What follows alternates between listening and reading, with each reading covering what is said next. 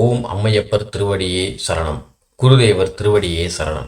குரு வாழ்க, குருவே துணை. 2025 ஆண்டு தனுசு ராசிக்கு எப்படிப்பட்ட பலன்களை வழங்க இருக்கு அப்படிங்கிறத தான் இந்த பதிவில் பார்க்க போகிறோம். அனைவருக்கும் இனிய ஆங்கில புத்தாண்டு நல்வாழ்த்துக்கள். சரி, வாங்க பதிவுக்குள்ள போகலாம். முதல்ல இந்த ஆண்டின் தொடக்கத்தில் உங்களுடைய ராசிக்கான கிரகநிலைகள் எப்படி அமைஞ்சிருக்கு அப்படிங்கிறத பார்க்கலாம். உங்களுடைய ராசியான தனுசுலேயே சூரியன் மற்றும் சந்திரனும், 3ஆம் இடத்தில் சுக்கிரன் மற்றும் சனி ஆகிய கிரகங்களும், 4ஆம் இடத்தில் ராகு பகவானும், 6ஆம் இடத்தில் உங்களுடைய ராசி அதிபதியான குரு பகவானும், 8ஆம் இடத்தில் செவ்வாயும், 10ஆம் இடத்தில் கேது பகவானும், 12ஆம் இடத்தில் புதனும் இந்த வருட கிரக நிலைகளாக உங்களுடைய ராசிக்கு அமைந்துள்ளார்கள். தனுசு ராசியை பொறுத்த அளவில் பார்த்தீங்கன்னா, குரு பகவான் 6ஆம் இடத்திற்கு போன பிறகு கடுமையான அலைச்சல்கள், மன உளைச்சல்கள், வேலையில் இடமாற்றம் அல்லது வேலையில் இருக்கக்கூடிய சக நண்பர்களால் சில இடர்பாடுகள், மேல் அதிகாரிகளால் இடர்பாடுகள், இது போன்ற விஷயங்களை நீங்கள் சந்தித்து கொண்டிருப்பீர்கள். ஏன்னா அது மாதிரியான சூழ்நிலையில தான் குரு பகவான் தன்னுடைய பயணத்தை நடத்தி கொண்டிருக்கிறார். ஒரு 40-45 வயசுக்கு மேலே உள்ளவர்களுக்கு பார்த்தீங்கன்னா சில உடல் தொந்தரவுகள், உபாதைகள் இது எல்லாமே ஏற்பட்டு கொண்டிருக்கும். இந்த மாதிரியான கஷ்டங்கள் எல்லாமே இந்த 2025ஆம் ஆண்டில் இது போன்ற தொல்லைகளில் இருந்தும் கஷ்டங்களில் இருந்தும் நீங்கள் விடுபடுவீர்கள். பொதுவாக ஒரு ஜாதகத்தில் 3 முக்கியமான கிரக பயிற்சிகள் முக்கியமாக பார்க்கப்படும். 1 குரு பயிற்சி, 2 சனி பயிற்சி, 3வது ராகு கேது பயிற்சி. ஒவ்வொரு வருடமுமே குரு பயிற்சி நடைபெறும். ஏன்னா வருடத்திற்கு ஒரு முறை மாறக்கூடிய கிரகம் குரு பகவான். அதே போல 1.5 வருடங்களுக்கு ஒரு முறை மாறக்கூடிய கிரகங்கள் ராகு கேது, 2.5 வருடங்களுக்கு ஒரு முறை மாறக்கூடிய கிரகம் சனி பகவான். இந்த 3 கிரக பயிற்சிகளுமே இந்த ஆண்டு நடக்க இருக்கிறதுனால இந்த வருஷம் ரொம்ப விசேஷமான ஒரு வருஷமா கருதப்படுது.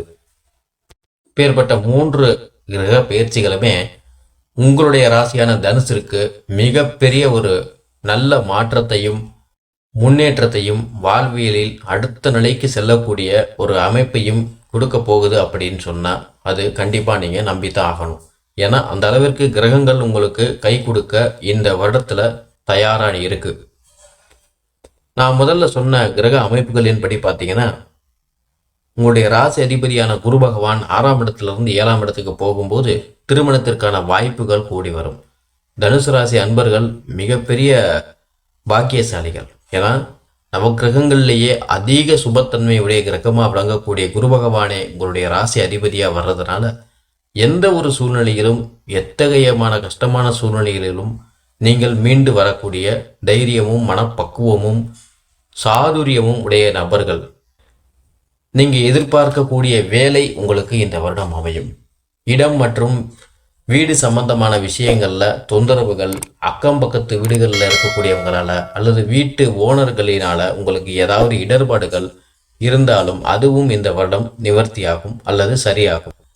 தைரிய வீரிய ஸ்தானாதிபதியான சனி பகவான் 3ஆம் இடத்திலேயே இருக்கிறதுனால எல்லா விதமான காரியங்கள்லையுமே வெற்றி உண்டாகும். ஒரே ஒரு விஷயம் மைனஸ் அப்படின்னு பார்த்தீங்கன்னா, உங்களுடைய பஞ்சமாதிபதியான செவ்வாய் 8ல் போய் மறந்துருக்காரு. ஸோ குழந்தை பாக்கியம் இல்லாதவர்களுக்கு அது தாமதமாகக்கூடிய வாய்ப்பு தனுசு ராசி அன்பர்களுக்கு உள்ளது. மே மாதத்தில் குரு பயிற்சி வரும். அந்த குரு பயிற்சிக்கு அப்புறம் குழந்தைக்கான பாக்கியங்கள் ஏற்படுவதற்கான அமைப்புகள் உண்டாகும். பூர்வீக சம்பந்தமான விஷயங்கள்லையும் அல்லது குலதெய்வம் சம்பந்தமான விஷயங்கள்லையுமே சில தடைகள், தொய்வுகள் ஏற்படும். குலதெய்வ வழிபாடு சரியாக பண்ண முடியாமல் போகிறதுக்கான வாய்ப்பு இந்த வருடம் உண்டு.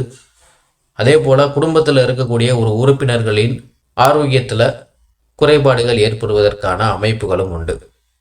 தொழில் ரீதியாக இருக்கிறவங்களுக்கு கேது பகவான் 10ஆம் இடத்திலேயே இருக்கிறதுனால கடந்த 1 வருட காலமாக இருந்த அந்த தொய்வு நிலை இந்த வருடம் கண்டிப்பாக மாறும்.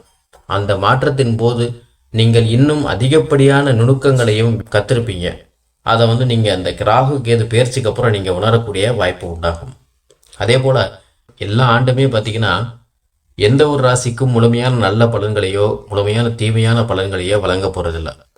நல்ல பலன்களை நம்ம ஏற்றுக்கிட்டாலும் தீய பலன்களை சில வழிபாடுகள் மூலமாக தவிர்த்து கொள்ள முடியும்.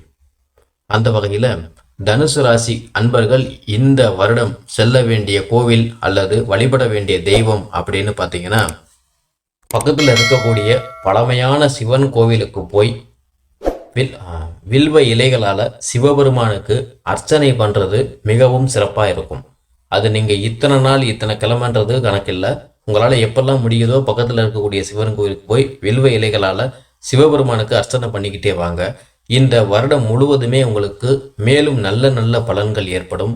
எல்லா விதமான கஷ்டங்களில் இருந்தும், துன்பங்களில் இருந்தும், துயரங்களில் இருந்தும், மன உளைச்சல்களில் இருந்தும் நீங்கள் காப்பாற்றப்படுவீர்கள். அதிலிருந்து மீண்டு வருவீர்கள். எல்லா வகையிலுமே உங்களுக்கு இந்த வழிபாடு முழுமையாக துணை நிற்கும். எல்லாம் வல்ல இறைவன் எல்லோருக்கும் நல்லருள் புரியட்டும். நன்றி, வணக்கம்.